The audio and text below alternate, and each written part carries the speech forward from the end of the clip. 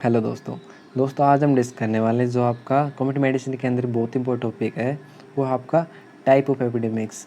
Currently अभी आपका जो कोरोना पैंडेमिक चल रहा है तो उसके रिलेटेड जो आपके क्वेश्चन आते हैं कि कौन सा एपिडेमिक कौन सा टाइप है और कौन सा एग्जाम्पल है। तो आपको मेनली जो एपिडेमिक होते हैं उसको हम दो पार्ट में डिवाइड करते हैं। एक होता है कि जो आपका कॉमन सोर्स से एपिडेमिक स्टार्ट होता है और एक होता है आपका जो प्रोपेगेशन होता है, मतलब प्रोपेगेटेड आपका जो एपिडेमिक होता है वो। दो टाइप के आपके मेनली हम जो एपिडेमिक्स होते हैं उनको डिवाइड करते हैं। एपिडेमिक मेनली देखिए जो मतलब आपका नॉर्मल तीन टाइप के होते हैं, एपिडेमिक, एंडेमिक और पैंडेमिक। पैंडेमिक का तो मेन एग्जांपल आपका भी कोरोना चल रहा है, ठीक है। जो आपका एपिडेमिक होते हैं, एपिडेमिक में क्या होता है कि नॉर्मली जो आपका किसी एरिया के अंदर नॉर्मली किसी भी डिजीज़ के केस होते हैं, उस नॉर्मल केस से यदि बढ़ जाता है तो वो आपका एपिडेमिक्स होता है, ठीक है। बहुत ज़्यादा रेशियो में आपका यदि केस बढ़ जाते हैं तो एपिडेमिक कहते हैं उसे। तो सबसे पहले हम बात करते हैं हमारा कॉमन सोर्स की। कॉमन सोर्स के अंदर आपका जो एग्जांपल हैं, दो टाइप है, वो आपको दो टाइप के आते हैं फिर से। एक आपका सिंगल सोर्स, एक आपका होता है कंटिन्यूस सोर्स। तो मतलब सिंगल सोर्स कंटिन्यूस सोर्स कैसे डिवाइड किया हमने, जो सिंगल सोर्स आपका एपिडेमिक है वो आपका हमेशा पॉइंट सोर्स एपिडेमिक ही बोलते हैं हम इसको। पॉइंट सोर्स एपिडेमिक क्यों बोलते हैं, क्योंकि जितने भी आपके इसके अंदर केस हैं वो एक ही सोर्स से आपका स्टार्ट होते हैं। जैसे एग्जांपल आपका है आपका फूड पॉइजनिंग का एक एग्जांपल है, वो आपका हमेशा जब भी आपका फूड पॉइजनिंग होता है वो सिंगल सोर्स स्टार्ट होता है कि एक जगह पर आपका कहाँ जहाँ भी केस है वहाँ स्टार्ट हुआ, उसको एक जगह से बहुत जगह फैलता है। तो all cases develop with in one incubation period, ये आपको ध्यान रखना है सिंगल सोर्स के रिगार्डिंग। इसके अंदर जो एक ही वेव होती है हमेशा, एक हाइट नॉर्मल केस थे उसके बाद अचानक बढ़े फिर वापस नीचे आ गया, sharp rise and sharp fall आपको मिलता है पॉइंट सोर्स एपिडेमिक के अंदर। सेकंड पॉइंट आपको याद रखना है।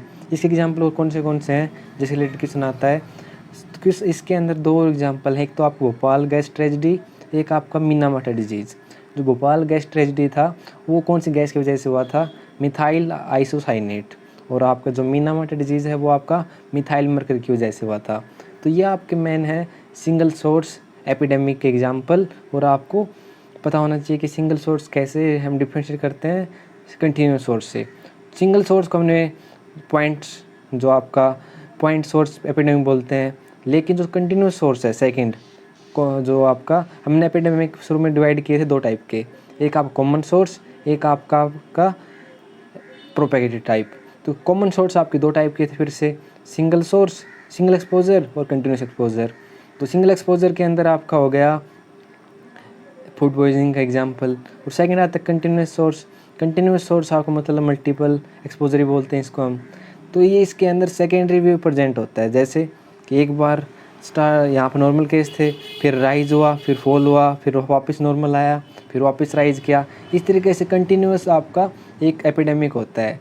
ये आपका जो जो पहले वाला था पॉइंट सोर्स, वो उसमें हमेशा जो केस थे वो वन इंक्यूबेशन पीरियड के अंदर थे, लेकिन कंटिन्यूस एक्सपोजर के अंदर केस आपका आफ्टर वन इंक्यूबेशन पीरियड भी आपके डेवलप होते हैं। एग्जांपल आपका जैसे एक किसी भी विलेज के अंदर कंटेमिनेटेड वेल है, वहाँ से कोई भी डिजीज़ फैल रही है तो आपका कंटिन्यूस एक्सपोजर होगा। सबसे शुरू में फिर ज़्यादा फैलेगी, फिर थोड़ा कुछ दिनों बाद थोड़ा कम होगा, फिर और कम होगा, ठीक है। ऐसे ही आपका जो प्रोस्टिट्यूट है आपका सेक्सुअल ट्रांसमिटेड डिजीज़ के लिए, वो भी आपका कंटिन्यूस एक्सपोजर है, ठीक है। शुरू में आपका धीरे धीरे शुरू आपका बढ़ते रहते हैं, लेकिन सोर्स उसका एक ही है, कॉमन सोर्स है।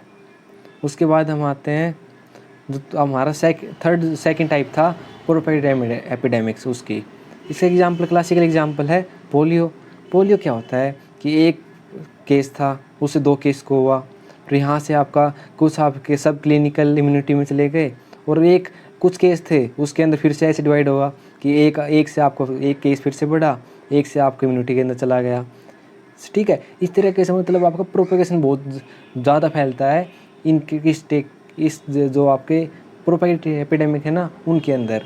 तो इसमें आपका नंबर ऑफ जो ससेप्टेबल है ना, जो आपके किसी भी जहाँ पर आप इंसान रहता है वहाँ पर कितने ससेप्टेबल, मतलब कोई भी डिजीज़ किसी एज को या किसी सेक्स को यदि ज़्यादा वो करती है तो उसकी एज उसका नंबर उस सोसाइटी के अंदर उस जगह पर कितना है उस पर डिपेंड करता है प्रोपेगेशन कितना होगा।